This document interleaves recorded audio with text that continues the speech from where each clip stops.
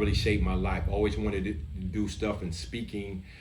I liked it. Friday Night Live. We went to Friday night where all the young folks came. It was just brilliant. It was great. Okay.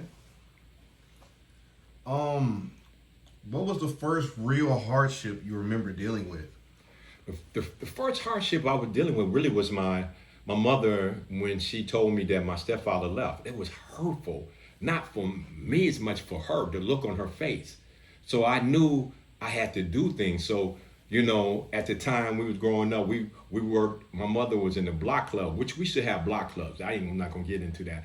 That they had this grocery store this guy bought, but he wasn't hiring no other races but his. But my mother got together and boycott. You in our neighborhood need to hire our young men and women. And I started working there. Me and one of my best friends, to me my best friend George Griffin, and we started working. And I used to bring groceries home to my mother and my brother, and we just survived. My mother worked too. She worked at Sinai, and and everything just lived life. Mm. Um, well, when did you realize you thought you were different from most people?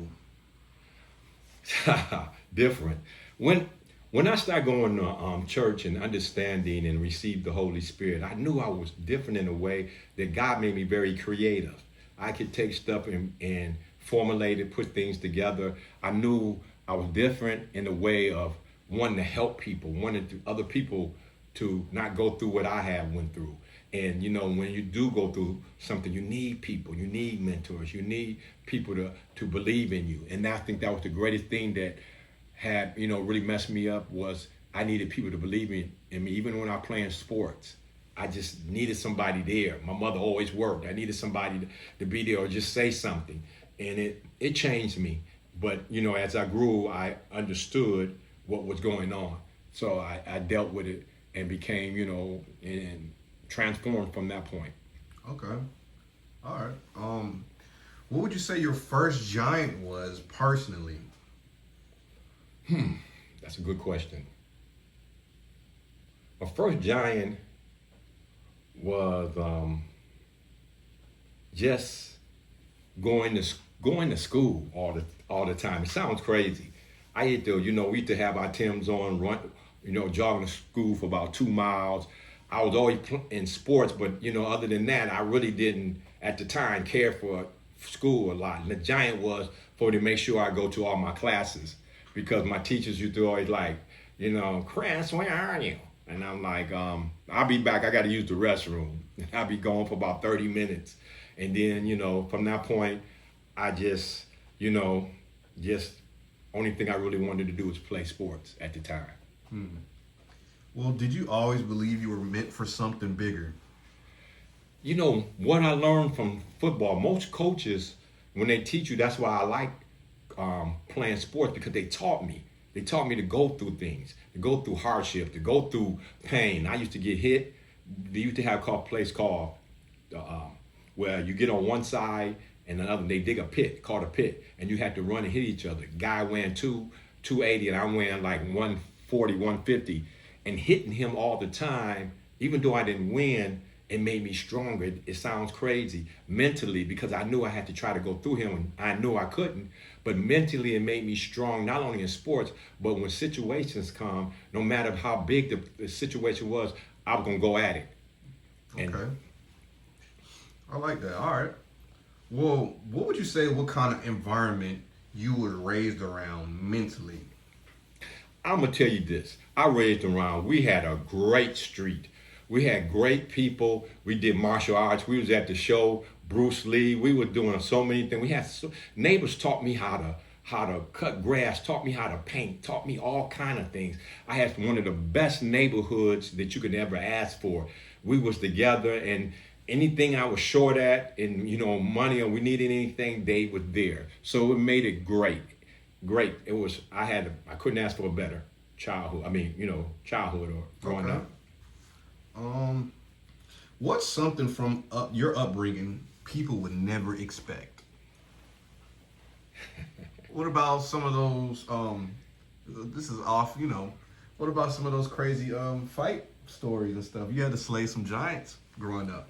Oh man, yeah. I mean, well, the stories was I had to, I could tell you stories where I was running home from school one time, and with some guys after me, and I ran in the house and slammed the door and looked around, looking. My mom said, "What you doing?"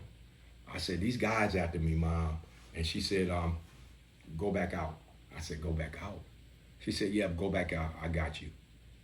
And my mother said, when she came out with me, which is one of the guys that you had a situation with, and all my neighborhood was there too. I said, that guy right there. So me and the other guy, I whooped them up a little bit, and stuff. So everything that happened to me, my neighborhood was there. And from that point, my mother didn't like cowards. She didn't like liars. It's a lot of things that I can say my mother did. One time I took these guys' shorts and he asked for them. He couldn't play ball. I said, man, I left him at home and I was playing. And I was sitting down like I am now, and my friends was looking up like this, and I didn't know what they were looking at. My mother came in with a broomstick and cracked me over the head. They might say, that's abuse now. But no, no, it wasn't. She was telling me I couldn't stand liars. If you lie, you're a cheat. So it taught me not only to lie, not to lie, but just taught me to be honest. My mother didn't play that. My mother was about 5'4", and I was 6-something, and my mother did not play. I wasn't scared of my father. I was petrified of my mom. When she was coming, she was coming. But that was it. I grew up understanding that I had to be, when my stepfather left, I had to be the man of the house. At 14, 15 and stuff, I used to catch 3 buses in the snow, pay bills for my mother while she was working, did all that kind of stuff, and got back, started doing my homework and things. I had to be the man. That's how I grew up. Well, since you had to grow up and you had to be the man, what almost broke you mentally? What almost broke me mentally was coming home and seeing the look on my mother's face like she was wore out, like she was tired when she came home from work. I mean, the look made me feel like, wow. And I was trying to do more. I was working as far as the grocery stores, packing. We used to have, we packed groceries and things. And just the look, man, that broke me. The look of she needed more help, and I couldn't, give it to her at the time. That really hurt my heart. Yeah, that would hurt. I've hurt a lot of people's heart, man. Well, I'm glad you got to where you are today. But all right, so we got through some, childhood upbringing questions. All right, had to break the ice a little bit. Yes. People want to know the man behind the mask. Like Batman ain't no mask though. But yes. The man underneath the Jordan hat, I should say. Yes. Why I wear the Jordan hat? Because I didn't get my hair cut. People were like, why he got his hat on all the time? Because I didn't cut my hair. So, I like perfection, So that's what you see me with the hat and stuff. It's just, hey, my hair not cut, so I don't want to be looking crazy. Yeah, you do got some comments people be leaving. If you wanted to address them, we could address them later though. Okay. Why do you think people today are mentally exhausted? People are mentally exhausted because there's so much going on now. So much going on in the family. You got single family. The mothers used to be older back in the day. The mothers is about 35, 36. They got kids 16 and 15 years old out there doing everything. They don't know what to do, how to get their kids together, let alone themselves. So it's too much going on. No father in the home, kids out there doing everything, mom trying to work. So it becomes very stressful. And, again, when you have stuff like that going on, the kids gonna get into everything, because when you see kids walking around with new shoes, new clothes, other kids want that. So they saying to themselves, if I gotta rob to get it, I'm gonna do that, but I'm not gonna walk around broke and don't have anything. And it's a difference. When we grew up, we had summer jobs. All that was taken away. Okay. Why does it seem like people are more distracted than ever? Because the media, when we grew up, we didn't have the media like it is now. The media, everything is TikTok, Facebook, or whatever the case going on. People spend all their time doing that. And when they do that, they lose out on who they are and what they should be doing truly for their lives. And they don't believe in all these other things that other people do. You know, as I used to say, I used to be in college, and we used to laugh at people to come in with just with a t-shirt on and some jeans, a Caucasian guy in a briefcase. We sitting there with Gucci shoes and all kind of things on because we paid for them. And half of the people couldn't pass half of the classes in the beginning. He come in and knock all the classes. Well, we found out it's not about how you look. It's about how you apply yourself. That's what I learned through sports, how you apply yourself. And that's what changed me, is that I had to become something. My mother family was kind of well off, but you know, that's another story. And she taught me a lot of things about how you should be as a man. Well, back to what you were saying about media and social media and technology nowadays. Do you think social media is helping people or destroying focus?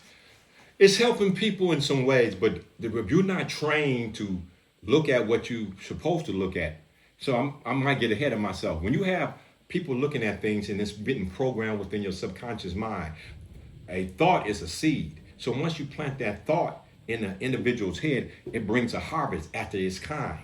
So now, whatever he's looking at or what she's looking at is going to bring a situation on. So now we're being flooded with information, flooded with a whole bunch of stuff thrown within that individual's mind, and suspect that person to be able to deal with it when it's being planted in a way where we know they can't deal with it. So, okay, I don't mean to cut you off. No, you're good. You're good. But that was a perfect introduction to my next question. You're saying that there's a seed planted in their head, right? Yes. So you always say people are trapped mentally first. What do you mean by that? Elaborate more. I mean, when I say trap, when you trap mentally, when you have an embedded theology, that means you're brought up in your culture. You're brought up in a lot of ways that you don't realize what's going on. What my mama did, my grandma did, her mama before that. So now when you trap, you don't know what to do. You looking at the media, you're playing PlayStation, you running outside, you're never taught the purpose. So it's almost like what you're saying, I don't mean to cut you off, it's like you're saying people are kind of like born into something and they never question it. They never questioned it because they never understood that they was born to be laborers. Okay. All right, I see okay. Why do you think so many people struggle with purpose? Because they've never been taught that. If we was taught that from the beginning, then we would understand that everything in life has a purpose and has a purpose. Everything in life has a purpose. And see, God, if you want to know Miles Monroe, which he went to, got about 4 or 5 different degrees, which to me, the more information you have and the more you can study, it is great. Yeah. But from that point, he said, if you have a product has a manual. The manual tells all what that product can do. So when you look at that product, you got to look at the manual. So in retrospect, God, Bible is the manual. So who's better to teach us than him? So he tells us and gives us information that we need to have to order to overcome life. But we have been taught in so many different ways that we don't look at it that way. We just look at church, going to church, clapping our hands, running and hollering, or whatever the case may be. We really haven't sat down and studied. And then we don't have the mentors to understand that this young man has a purpose. This young lady has a purpose. So what we going to do?